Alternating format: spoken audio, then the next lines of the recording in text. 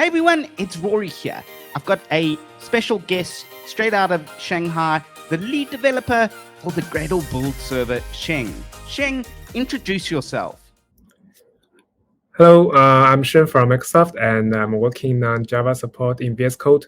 And it's very excited for me to be here with Rory to share some interesting news about the Gradle Build Server. It's one of the main extensions that everyone is excited about. Shen, before we start the drop the mic demo, what inspired you to develop the Gradle Build Server? Yeah, thank you, Rory, for asking that. In recent years, Gradle as a build tool is become more and more popular. And one of the reasons that people love Gradle is because of its flexibility, right? And well, for the tooling product aspect, a flexible build tool makes it difficult to build a reliable tool for it, right? So actually in VS Code, we have had a great support for a long time, but unfortunately, the support has some limitations, especially when it comes to the projects using code generation technique like annotation processing. And users are complaining that the build result from VS Code is different from that running in terminal. So we hope to improve the situation, and this is the motivation of this project. So you said motivation and the project and everything, but surely you've got goals also for the build server. We're engineers. We've got goals. What are your goals for the build server? So one of our major goals, which is also the most frequently asked from our customers, is to make sure the build results for Gradle project in VS Code is the same as running the Gradle build task from command line. Because it is very important to make the customers trust the project and keep using it, right? And another goal is trying to make sure the Gradle project can be correctly imported in VS Code, so user can smoothly do things like code navigation, run code, write their code, things like that. Now you've set up the demo already, what you're going to show me here. So let's go into the demo to showcase the functionality. I'm going to take myself off camera and you're going to show us the demo. Thank you, Rory. So for demo part, I will open the Gradle project into VS Code, both with and without the Gradle Build Server, and we will see the difference between them. And so for the project, it's a Gradle project. Actually, it's from the official Mapstract sample project. Let's see the build Gradle definition file. So it's a project using two different code generation technique. One is the Mapstract. This is a Java source code generation technique based on the Java annotation processing. And another is protobuf. So we will apply a protobuf Gradle plugin to the project. And the plugin will provide some tasks to generate the Java source code based on the proto definition file. So this is the project. And firstly, I will import this project into VS Code without the help of Gradle Build Server, and let's see what will happen.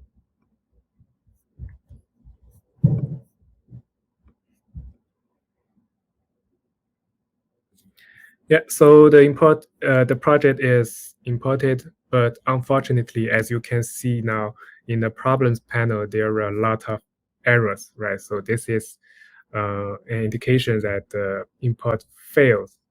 And if we take a look at the File Explorer, another bad thing is that you can see the extension generate a lot of bin folders and put some compiled class files there. Why this is bad? Because by default, Gradle will put the output file in the build folder, but the VS Code extension generate them under the bin folder. This will make users' workspace become messy. And actually, we received a lot of users' feedback complaining about that. So this is another thing that's not quite satisfied. And lastly, now if I go to the terminal and run a build Gradle command, like I will build a Gradle project from the command line. So you can see the build is successful. So this actually makes a lot of confusion to the users, because from users' aspect, they think, okay, my project can be successfully built from the command line, but why it cannot import successfully in VS Code? So because of this, the users might not trust the project and stop using it. So next, let's see what will happen if we enable the Gradle Build Server and import the same project into VS Code.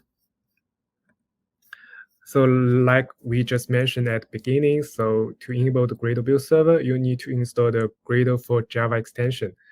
This extension includes the Gradle Build Server as its component, so the Gradle Build Server will be used when you open a Gradle Java project in VS Code.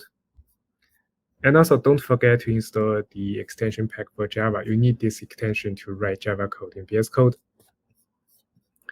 Okay, so now I will open the same project into VS Code, and let's wait for the import finish.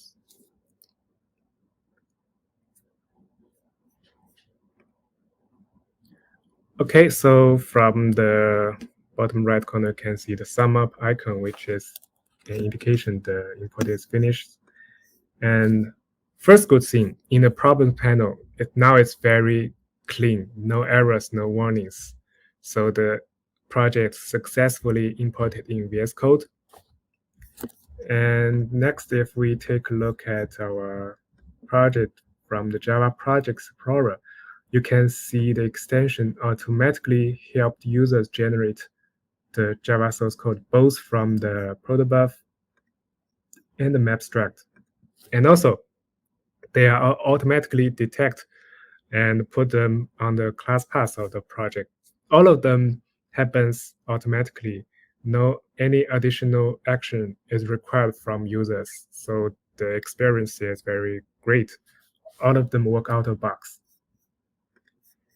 And also, if we take a look at the File Explorer, you can see now there is no any bin folders, only build folders. So what behind the scenes is that we actually delegate the build task to the Gradle instance. So the user actually get the same result here from what if they running the Gradle command from the command line. And in the output channel of the build server for Gradle, you can see the actual tasks delegated to the Gradle. Okay, so now since the project has been successfully imported, so user can do some more things to the code base. For example, we can run a test. So go to the test file and run it. And it's marked as success. And also you can do other things like code generation, code navigation, and write the codes, anything you want, because the project is imported successfully. Yeah, so this is all the demo. So I was watching there and I was going, oh, it's gonna fail, it's gonna fail, it's gonna fail. But you just proved it. Yeah. So this is the power of the Gradle Build Server. But you're going to show me some of the unique technical features under the hood, though, because there's a lot going on there. So yeah, show me what you've got underneath the hood. Yeah. So what I'm showing now is the architecture diagram of the Gradle Build Server. So let me zoom in a little bit, and first take a look at the left side part.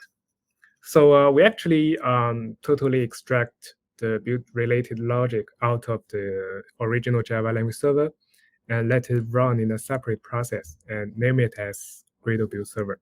So from here, you can see the communication between Gradle Build Server and its client, which is the Java language server in our demo, is via the BSP, Build Server Protocol.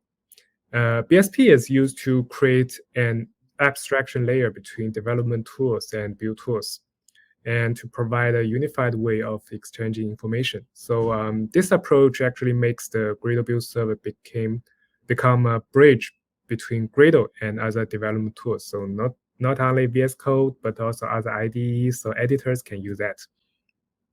And next, let's take a look at the bottom side. So the Gradle Build Server will then communicate with the Gradle instance via the Gradle tooling API. And the build tasks will be delegated to the Gradle. And since the build tasks are delegated to Gradle instance, so users will get the same build results as running Gradle tasks from the command line. So that's the secret sauce. That's what you said there. They get what they trust, and the trust is never broken. And I love that. So we've seen a lot today, but obviously you've got a future plans though. What are the future enhancements you got planned for the Gradle Build Server, Shen? Yeah, so one is to support running and testing delegation to Gradle, and another is to keep improving the performance of the Gradle Build Server, including the import success rate and decrease the memory footprint. And I think supporting the run and test delegation will be a key point. Like we just said before, Gradle is very flexible, right? So people can make such a configuration in Gradle, like for example, connect to a database before launch the test. So it will be very difficult for the tooling to understand all that kind of stuff. So delegation will be a good solution to make sure the run and test result is the same as it's running from the command line. And again, it's about establishing the trust with our customers. So that's about some new features we are planning to do in the future. Thanks, Shen. It was really great. I just want to say that I'm still a Team Maven, but I'm sold on Gradle there. So I'm going to go out, I'm going to download that extension, and I'm going to start playing around with it. So for me, I wish lots of luck and a lot of trust in the Gradle extension. I want to say goodbye to the audience, and Shen, say your goodbyes. Yeah, thank you for watching this video, and hope you enjoy the sharing. And if you are interested in this project, and welcome to visit our GitHub repo and learn more. Thank you, guys. And bye. You can shortcut at the top there, so you can go to aka.ms/GBS though, and you can start with that on the repo and also download the extension. Thanks everyone, and cheers. Bye bye.